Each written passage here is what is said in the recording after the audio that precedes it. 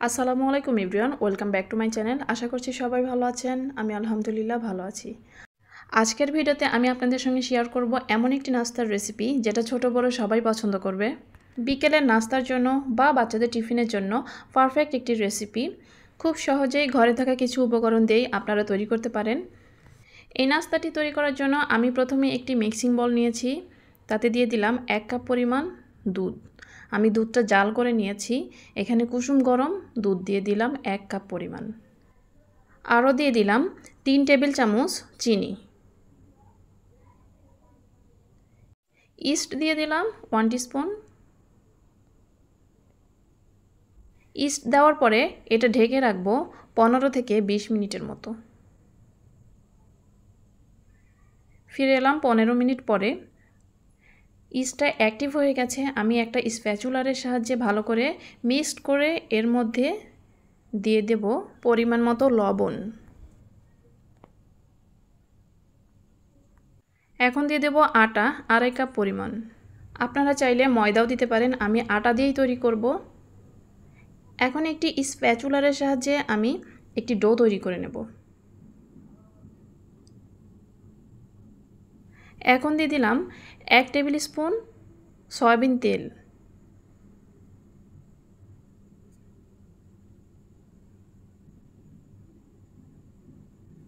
দিয়ে ভালো করে মথে নেব।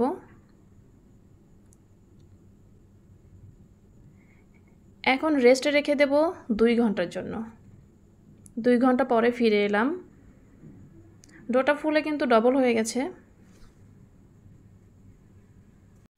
ভালো করে আবারও মথে নেব। এদিকে আমি পুর তৈরি করার জন্য কিছু সবজি কেটে নেব। নিয়ে নিলাম বরবটি,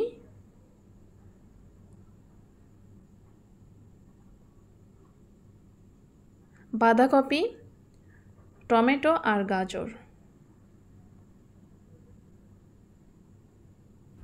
আপনারা আপনাদের পছন্দ মতো যে কোনো সবজি নিতে পারেন।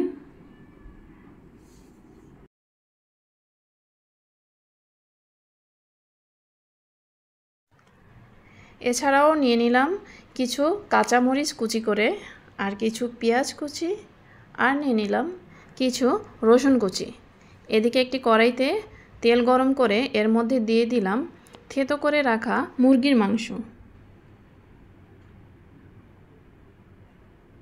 দিয়ে দিলাম লবণ পরিমাণ মতো।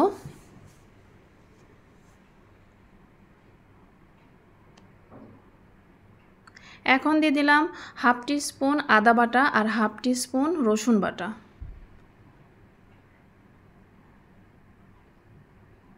দিয়ে দিলাম দারুচিনি এবং এলাচ 2 থেকে 3টি। আরও দিয়ে দিলাম কাঁচামরিচ কুচি, পেঁয়াজ কুচি আর রসুন কুচি। দিয়ে ভালো করে নেড়েচেড়ে রান্না করে নেব। 2 থেকে 3 মিনিট পরে দিয়ে দিলাম সবজিগুলো। টমেটো কুচি বাদ রেখে সবগুলো সবজি এর মধ্যে দিয়ে দেব। দিয়ে ভালো করে নেড়েচেড়ে কিছু সময় রান্না করে নেব। আমি সব শেষে দিয়ে দিলাম টমেটো কুচি। কিছু সময় রান্না করে নেব নেড়েচেড়ে। এখন দিয়ে দিলাম 1 টেবিল চামচ সয়া সস। কিছু সময় নেড়েচেড়ে এভাবে রান্না করে নেব। যখন এরকম একটা পর্যায়ে আসবে তখন আমি এখানে দিয়ে দিলাম কর্নফ্লাওয়ার গোলানো পানি। এখানে 1/2 কাপ পানির মধ্যে 2 চা চামচ কর্নফ্লাওয়ার গুলিয়ে নিয়েছিলাম।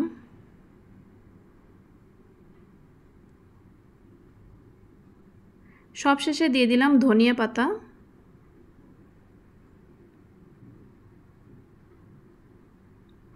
ব্যাস, আমার ভেতরের পুরটা তৈরি করা হয়ে গেল।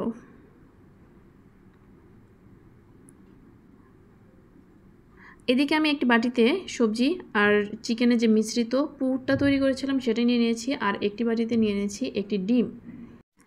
আমি সামান্য একটু ডো নিয়ে নিলাম। হাতের সাহায্যে এই নাস্তাটি আমি তৈরি করব। এখানে আসলে বলার কিছু নেই, দেখে বুঝে নিতে হবে। ভেতরে পুরটা দিয়ে দিলাম। ভেতরে পুরের সঙ্গে আরও দিয়ে দিলাম সামান্য পরিমাণ মজারেলা চিজ। এখন কিছুটা রোলের মতো করে জড়িয়ে এই নাস্তাটা তৈরি করে নেব।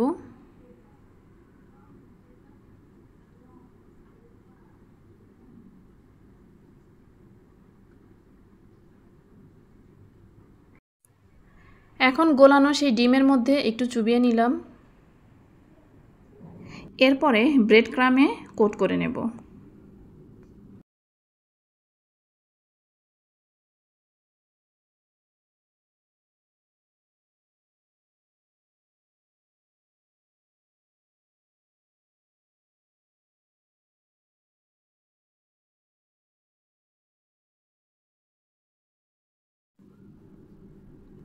একইভাবে সবগুলো নাস্তা তৈরি করে নেব।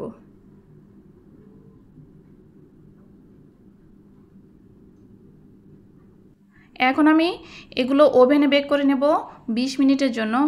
160 ডিগ্রি তাপমাত্রায় আপ ডাউন হিট অন রেখে বেক করব। প্রথমে আমি 10 মিনিট প্রিহিট করে নিয়েছি। আপনারা চাইলে এই নাস্তাটি তেলেও ভেজে নিতে পারেন, সেক্ষেত্রেও এটি কিন্তু খুবই মজা হয়।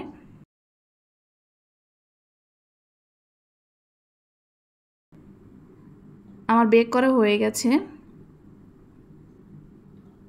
আমি একটি আপনাদেরকে ভেঙে দেখাচ্ছি ভেতরে কেমন হয়েছে।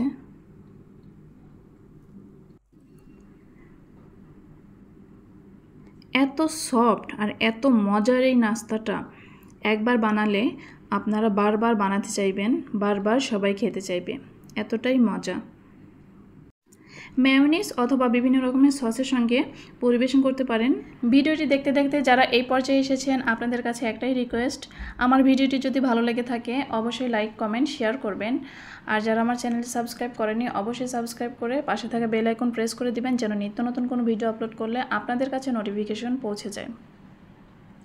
আর অবশ্যই বাসায় ট্রাই করে দেখবেন কেমন হয়েছে, কমেন্টে অবশ্যই জানাবেন। ভিডিওটি এই পর্যন্তই। সবাই ভালো থাকবেন, সুস্থ থাকবেন। আল্লাহ হাফেজ।